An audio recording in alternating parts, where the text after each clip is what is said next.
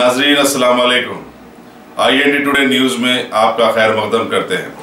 आइए देखते हैं ये तफसीलात।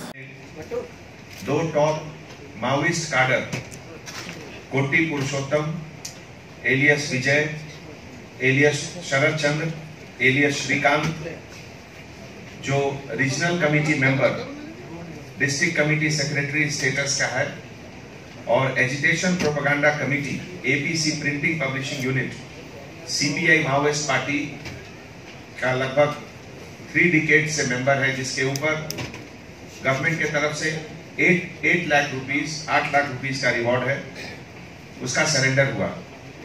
उसके साथ उसकी धर्मपत्नी Koti Vinodini alias Vijaya Lakshmi alias Bharathakka agitation propaganda committee APC printing publishing unit CPI Maoist party के लगभग 3 डिकेड से मेंबर हैं। इनके ऊपर 5 लाख रुपए का रिवॉर्ड है। Koti Purushottam alias Vijay alias Sharad Chandra, bachelor of oriental language, Andhra Saraswati Parishad, जो कि एफिलिएटेड है उस्मानिया यूनिवर्सिटी से, नलकुंटा हैदराबाद। यहां से 1974 में पढ़ने के बाद MA हिस्ट्री 1987 में ओपन यूनिवर्सिटी से किए।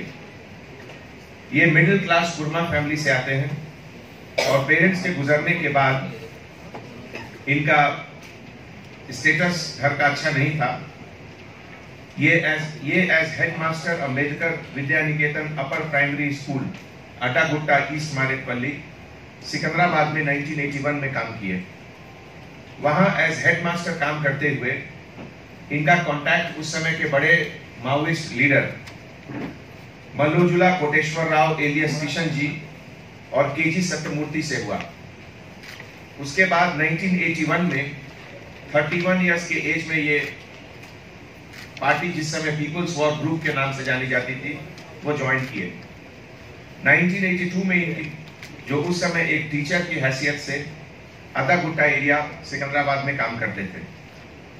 उसके बाद सिटी कमेटी 1981 से 86 तक ये काम किए।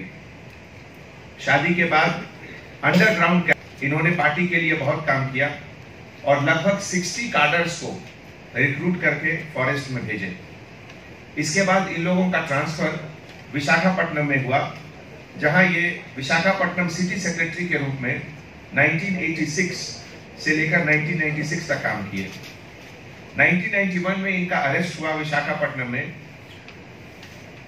Bhaskar Rao state committee member, Sammi Reddy district committee member, ये जब सरेंडर हुए उनके साथ।